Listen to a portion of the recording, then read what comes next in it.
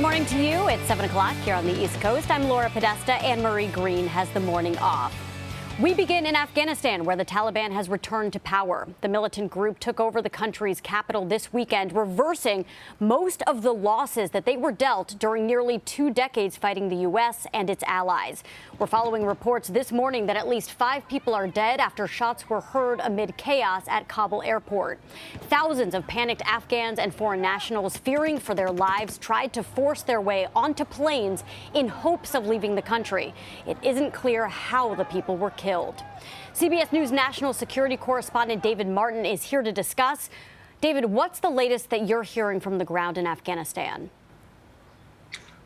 Well, this panic at the airport is proving to be a much greater threat right now than the Taliban. It forced a temporary halt in the evacuation flights while they tried to clear the area so that these planes can land and take off safely. Some of those pictures really were reminiscent of the final days in Vietnam, where Vietnamese civilians were swarming departing aircraft, trying to get on that last flight out, and in fact would crawl into the wheel wells of planes only to be crushed or frozen to death when the plane reached altitude. So this panic is a very, very negative development. The footage that we're seeing right now is astounding. And David, it was expected that the Taliban would try to retake the country, but did anyone expect they would accomplish it so quickly? No one did. And I've seen a statement from the leader of the Taliban that suggests he didn't either. I think this caught everybody by surprise. When President Biden made the decision last April to pull all U.S. troops out of Afghanistan, the worst case estimate was the government would collapse in 3 to 4 months. The pullout of American troops was, for all intents and purposes, completed by July 4th. And so here we are, 5 weeks later, and it's over. So the worst case analysis was off. Everybody misjudged this. Yeah, a gross miscalculation. What is the U.S. doing to help Afghanistan civilians right now? And what do you believe the administration could be doing more of? Well, the big issue here is that they're going to get the Americans and the Afghans who worked at the U.S. Embassy out. That's only about 4,000 people. And that will be done today if it's not already been completed. They have the capacity there at the airport to bring out 5,000 people a day.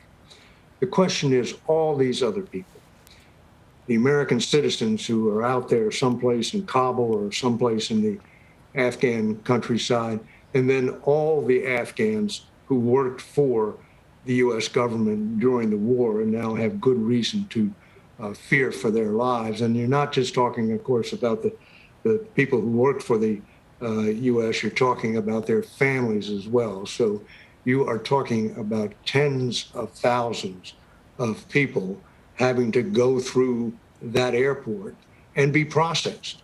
You can't just cram them on planes. You have to get a process, find a place for them to go because the Afghans are not U.S. citizens.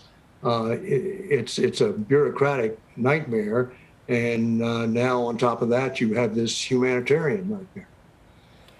Over the weekend, David, retired Army General and former CIA Director David Petraeus did a radio interview, and he said that the decision to withdraw U.S. troops was a, quote, serious mistake.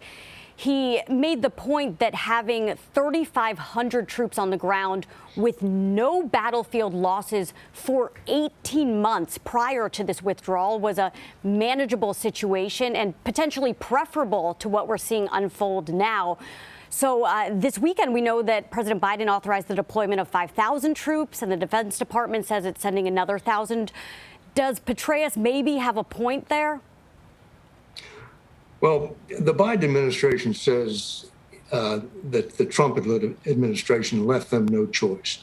That if they had stopped the pullout, the Taliban, which had not been attacking American troops, they'd only been going after Afghan units. If the U.S. Pulled out of the agreement that Donald Trump had made, then the Taliban once again would have started attacking American forces. That may be true, but with 2,500 troops there, these guys and women weren't out on the battlefield. They were back at large Army headquarters and intelligence centers. They weren't exposed on the battlefield.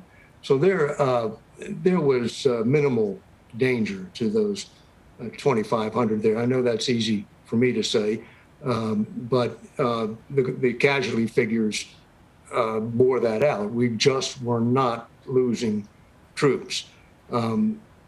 History will judge whether this was a mistake or not, but the fact is that President Joe Biden wanted to get out of Afghanistan. When he was vice president, he led the charge to get out of Iraq. And as soon as he became commander in chief, he focused on how to get all U.S. troops out of Afghanistan. Well, we are expecting to hear from the White House either today or in the coming days, and I'm sure they will have a lot to say regarding this explanation. David, thank you. Sure thing.